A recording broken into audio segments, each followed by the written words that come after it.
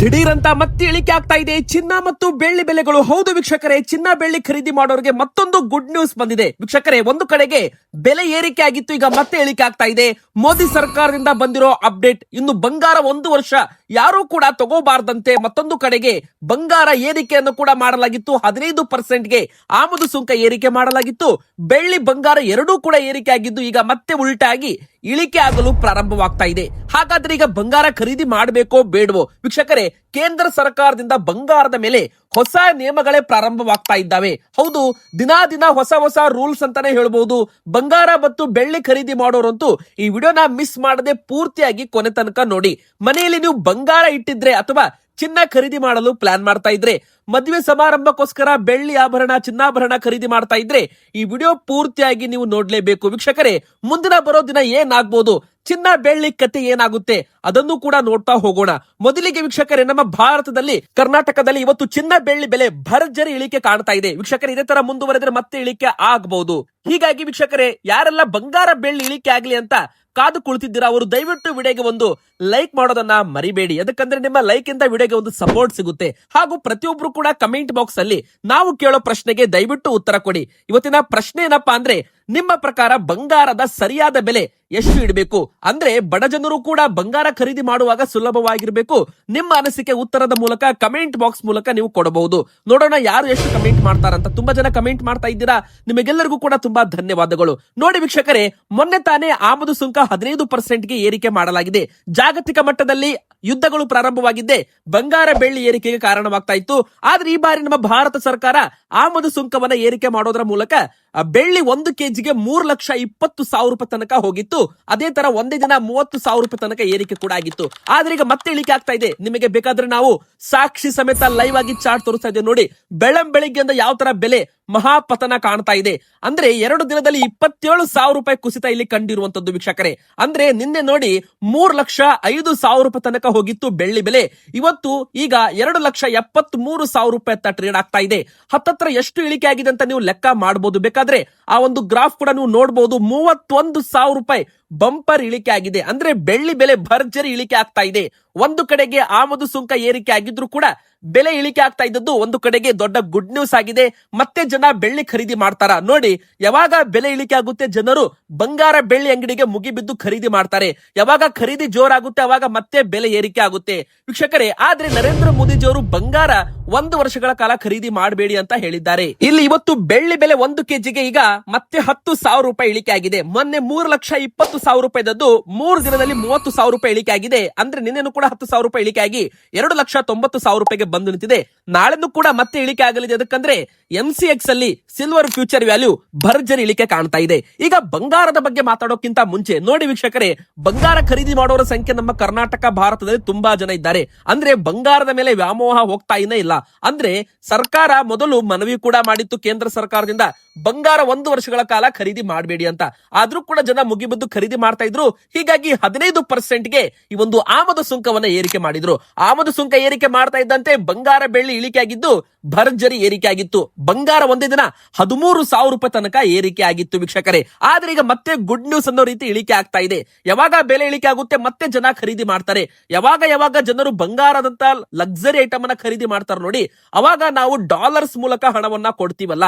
ಅಂದ್ರೆ ನಮ್ಮ ಭಾರತದ ವಿದೇಶಿ ವಿನಿಮಯ ಸಂಗ್ರಹ ಖಾಲಿ ಆಗ್ತಾ ಇದೆ. ಭಾರತದ ಫಾರಿನ್ ರಿಸರ್ವ್ ಖಾಲಿ ಆಗ್ತಾ ಇದೆ. ಅಂದ್ರೆ ಬಂಗಾರ ನಾವು ಖರೀದಿ ಮಾಡಿದ್ರೆ ಬಂಗಾರ ನಮಗೆ ಬರೋದು ಬೇರೆ ದೇಶಗಳಿಂದ. ಬೇರೆ ದೇಶದಿಂದ ನಾವು ಖರೀದಿ ಮಾಡ್ಬೇಕಂದ್ರೆ ಡಾಲರ್ ಕೊಟ್ಟು ಹಣವನ್ನ ಡಾಲರ್ ಕೊಟ್ಟು ಬಂಗಾರವನ್ನ ಖರೀದಿ ಮಾಡಬೇಕು.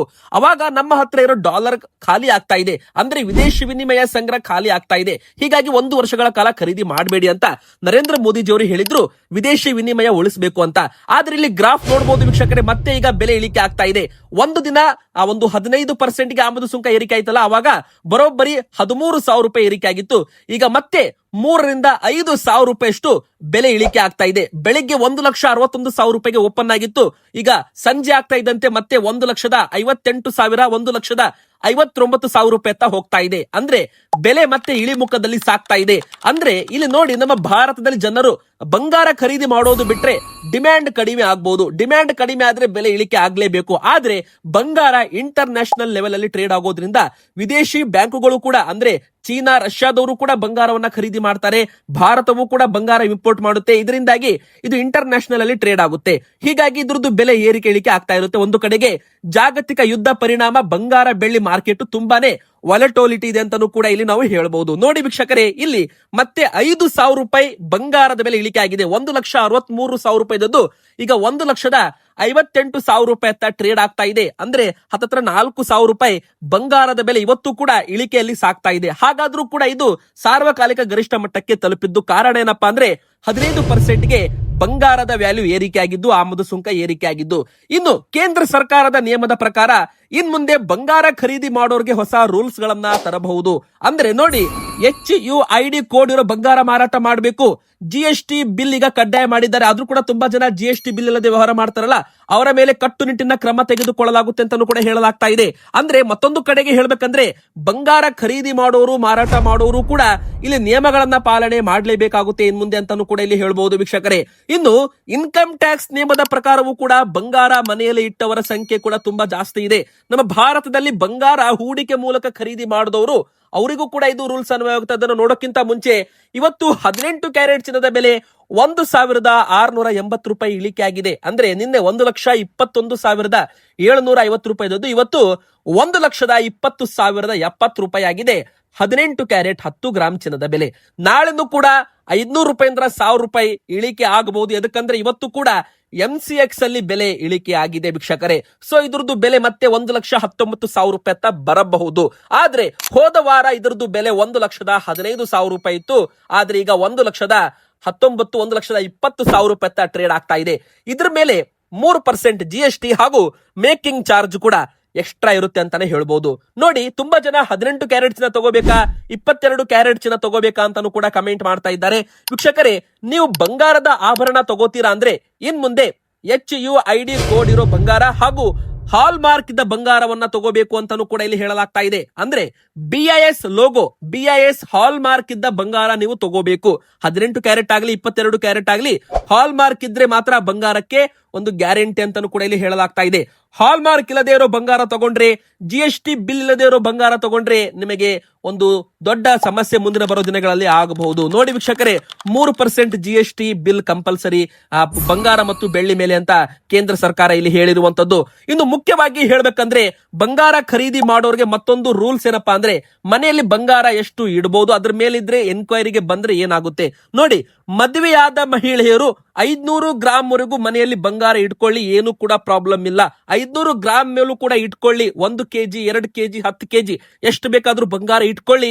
ಆದ್ರೆ 500 ಗ್ರಾಮ್ ಮೇಲೆ ನಿಮ್ಮ ಹತ್ತಿರ ಬಂಗಾರ ಇದ್ರೆ ಅದಕ್ಕೆ ನೀವು GST ಬಿಲ್ ಅಥವಾ ಇನ್ಕಮ್ ಸೋರ್ಸ್ ಅನ್ನ ತೋರಿಸಬೇಕಾಗುತ್ತೆ.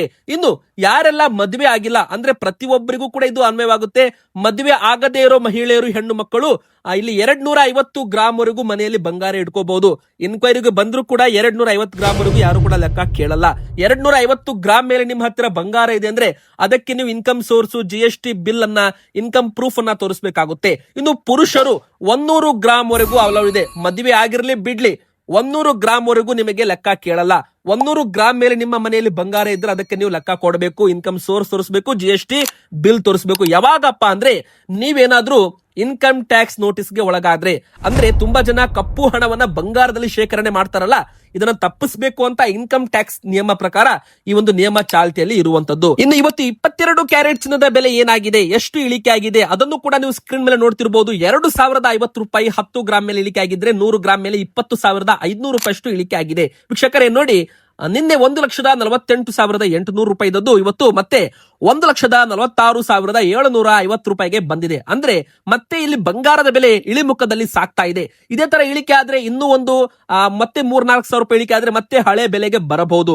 ಆದ್ರೆ ಒಂದು ಕಡೆಗೆ ಇಳಿಕೆ ಆದ್ರೂ ಕೂಡ ಜನ ಖರೀದಿ ಮಾಡಲು ಹಿಂದೇಟು ಹಾಕ್ತಾ ಇದ್ದಾರೆ. ಯಾಕಂದ್ರೆ ಕೇಂದ್ರ ಮೋದಿ ಸರ್ಕಾರದಿಂದ ಜನರಿಗೆ ಮನವಿ ಬಂದಿದೆ, ಬಂಗಾರ ಆದಷ್ಟು ಖರೀದಿ ಮಾಡೋದನ್ನು ತಪ್ಪಿಸಿ ಭಾರತದ ಫಾರಿನ್ ರಿಸರ್ವ್ ಏನಿದೆ ನೋಡಿ, ವಿದೇಶಿ ವಿನಿಮಯ ಬಂಡವಾಳ ಉಳಿಸಿ ಅಂತ ಒಂದು ಕರೆ ಕೊಡಲಾಗಿದೆ. ಕಚ್ಚಾ ತೈಲ, ಪೆಟ್ರೋಲ್, ಡೀಸೆಲ್ ಕೂಡ ನಿಯಮಿತವಾಗಿ ಬಳಸಿ, ಗ್ಯಾಸ್ ಸಿಲಿಂಡರ್ ನಿಯಮಿತವಾಗಿ ಬಳಸಿ. ಈ ತರ ಎಲ್ಲ ಸಲಹೆಗಳು ಕೇಂದ್ರ ಮೋದಿ ಸರ್ಕಾರದಿಂದ ಜನರಿಗೆ ಬಂದಿರುವಂತದ್ದು ವೀಕ್ಷಕರೇ. ಈಗ ಮತ್ತೊಂದು ಕಡೆಗೆ 24 ಕ್ಯಾರೆಟ್ ಚಿನ್ನದ ಬೆಲೆ ಎಷ್ಟು ಇಳಿಕೆ ಆಗಿದೆ ನೋಡಿ. ಮುಂದಿನ ಬರೋ ದಿನಗಳಲ್ಲಿ ಮತ್ತಷ್ಟು ಇಳಿಕೆ ಆಗೋ ಚಾನ್ಸ್ ಇದೆ ವೀಕ್ಷಕರೇ. ಹೌದು, ಎದಕ್ಕಪ್ಪ ಅಂದ್ರೆ ಮುಖ್ಯವಾಗಿ ಬಂಗಾರದ ಡಿಮ್ಯಾಂಡ್ ಕಡಿಮೆ ಆಗೋ ಸಾಧ್ಯತೆ ಇದೆ. ಜನರು ಖರೀದಿಗೆ ಹಿಂದೇಟು ಹಾಕಿದ್ರೆ ಭಾರತದಲ್ಲೂ ಕೂಡ ಬಂಗಾರಕ್ಕೆ ಡಿಮ್ಯಾಂಡ್ ಕಡಿಮೆ ಆದ್ರೆ ಬೆಲೆ ಇಳಿಕೆ ಆಗ್ಬೇಕು. ಇನ್ನು ಜಾಗತಿಕ ಮಟ್ಟದಲ್ಲಿ ಯುದ್ಧ ಕೂಡ ಸರಿಯಾಗೋ ಸಾಧ್ಯತೆ ಇದೆ. ಹೀಗಾಗಿ ಯುದ್ಧಗಳು ಕೂಡ ಮುಗಿಯೋ ಸಾಧ್ಯತೆ ಇದೆ. ಇದರ ಕಾರಣವೂ ಕೂಡ ಬಂಗಾರ ಬೆಳ್ಳಿ ಬೆಲೆ ಇಳಿಕೆ ಆಗ್ಬಹುದು ನೋಡಿ. ಈಗಾಗಲೇ ಬೆಳ್ಳಿ ಬರೋಬ್ಬರಿ 3,20,000 ರೂಪಾಯಿಂದ 2,90,000 ರೂಪಾಯಿ ಬಂದಿದೆ. ಅದೇ 24 ಕ್ಯಾರೆಟ್ ಚಿನ್ನವು ಕೂಡ 1,62,330 ರೂಪಾಯಿದದ್ದು 2,240 ರೂಪಾಯಿ ಇಳಿಕೆ ಆಗಿದೆ. ಈಗ ಮತ್ತೆ 1,60,000 ರೂಪಾಯಿ ಗಡಿಯತ್ತ ಬಂದಿದೆ. ಈಗ ವೀಕ್ಷಕರೇ, ನೀವ್ ಹೇಳಿ, ಬಂಗಾರ ಖರೀದಿ ಮಾಡ್ಬೇಕಾ ಬೇಡವಾ? ನಿಮ್ಮ ಪ್ರಕಾರ ಬಂಗಾರದ ಸರಿಯಾದ ಬೆಲೆ ಎಷ್ಟಾಗಬೇಕು? ದಯವಿಟ್ಟು ಪ್ರತಿಯೊಬ್ರು ಕಮೆಂಟ್ ಮಾಡಿ, ಲೈಕ್ ಮಾಡಿ, ಚಾನಲ್ಗೆ ದಯವಿಟ್ಟು ಸಬ್ಸ್ಕ್ರೈಬ್ ಆಗಿ.